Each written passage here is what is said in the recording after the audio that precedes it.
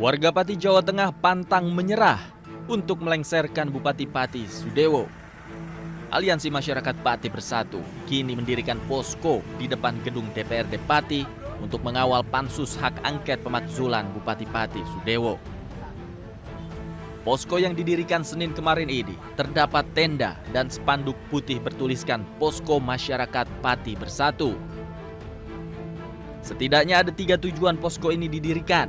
Selain mengawal pansus hak angket pemakzulan Bupati Sudewo, posko ini juga menerima pengaduan korban kebijakan Bupati dan menampung pengaduan korban kekerasan aparat dalam demo 13 Agustus lalu. Posko disebut berjaga 24 jam dan akan berdiri hingga tuntutan masyarakat dipenuhi oleh DPRD. Untuk pendirian posko ini untuk mengawal pansus hak angket dari Bupati Sudewo. Jadi nggak ada donasi lagi ya? Kalau donasi, kalau ada yang sukarela berikan, ya kita terima, monggo, tidak apa-apa gitu. Kalau enggak ya juga tidak apa-apa. Tapi yang tujuan utamanya nggak itu ya? Enggak, untuk tujuan utamanya tetap mengawal pansus hak angket dan terima masukan atau unek-unek dari masyarakat, kita tampung semua di sini. Selain mendirikan posko, masyarakat Pati juga akan menggelar unjuk rasa lanjutan pada 25 Agustus mendatang. Masyarakat Pati juga akan mengawal proses di Komisi Pemberantasan Korupsi Jakarta terkait dugaan korupsi di pembangunan jalur kereta api yang diduga melibatkan Sudewo.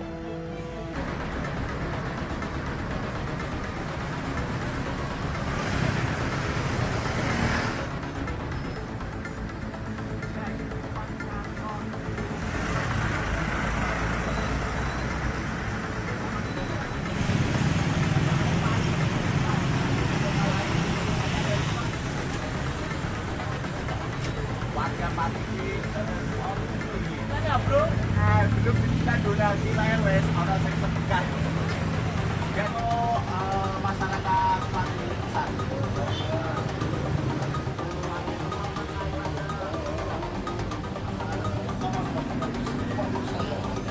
Karena berhenti lebih baik gitu. Orang kangen abu sih, aman.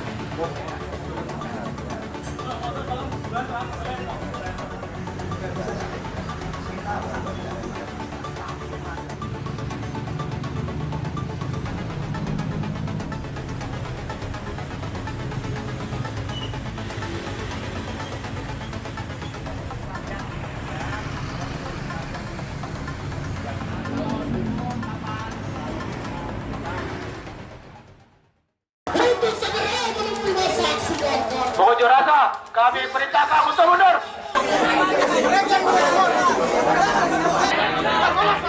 Ribuan pemuda dan mahasiswa yang tergabung dalam Aliansi Rakyat Bone Bersatu menggelar unjuk rasa. Aksi yang digelar di depan kantor Bupati Bone ini berlangsung ricuh.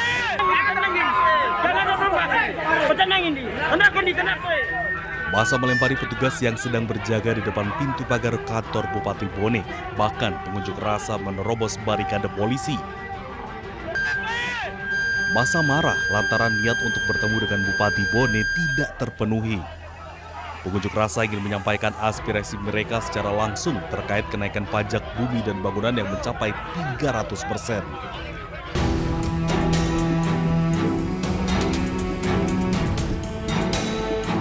Pemerintah Kabupaten Semarang akhirnya resmi membatalkan kenaikan pajak bumi dan bangunan perdesaan dan perkotaan atau PBB P2 sebesar 400%. Pemkab Semarang juga membatalkan kenaikan nilai jual objek pajak atau NJOP. Keputusan ini diambil sebagai respons atas keluhan warga. Selain itu, Pemkab Semarang juga mematuhi instruksi Menteri Dalam Negeri yang meminta pemerintah daerah tidak menaikkan pajak yang memberatkan warga. Dari Pak Mendagri ada surat edaran terkait dengan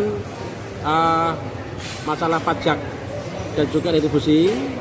Kemudian kami tidak lanjuti bahwa kami mengadakan rapat lanjutan, yaitu kami mengambil keputusan kenaikan NJOP yang berdampak kepada kenaikan pajak bumi dan bangunan tahun 2025 kami batalkan.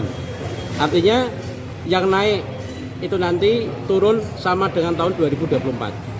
Kemudian yang turun tetap turun. Sebelumnya, warga Kabupaten Semarang dihebohkan dengan rencana kenaikan PBB hingga 400%. Selain PBB, nilai jual objek pajak atau NJOP juga melonjak tajam. Seperti yang dialami seorang lansia warga Ambarawa yang kaget saat menerima surat pemberitahuan PBB tahun 2025. Tagihan tahun ini naik drastis dari sebelumnya Rp161.000 menjadi Rp872.000.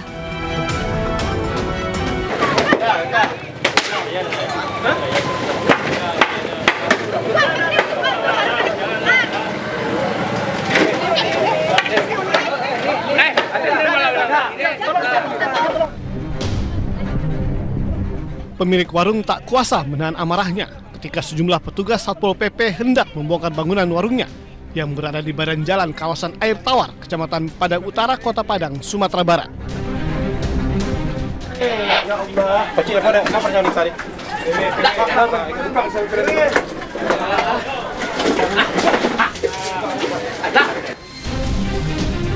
Berusaha mempertahankan warungnya, wanita pemilik warung ini terus mengamuk hingga menyerang petugas Satpol PP yang akan memindahkan barang-barang di dalam warung.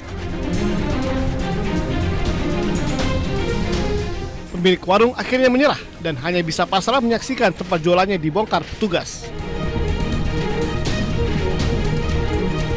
Namun, satu petugas Satpol PP wanita terluka di jari tangannya dan lantaran digigit pemilik warung yang mengamuk.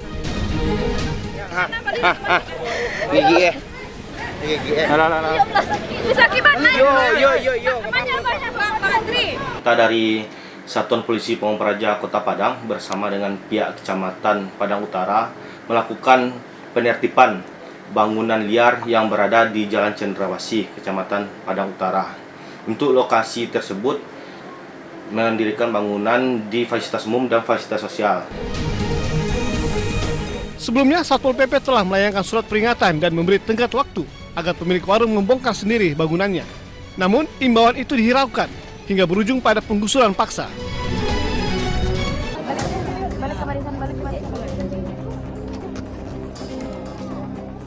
Viral video seorang siswa merobek sisi bendera merah putih menggunakan pisau. Aksi ini memicu polemik karena dianggap merendahkan kehormatan bendera merah putih sebagai lambang negara. Kantor Wilayah Kementerian Agama Sumatera Barat bergerak cepat melaksanakan tugas Kepala Kanwil Edison menyebut peristiwa itu terjadi saat ujian kenaikan tingkat pramuka Bantara yang diikuti 37 siswa 15 Agustus lalu. Dalam salah satu materi ujian, peserta diminta memahami makna ideologi dan aturan tentang bendera merah putih. Namun, sejumlah siswa salah memahami instruksi sehingga melakukan perobekan bendera.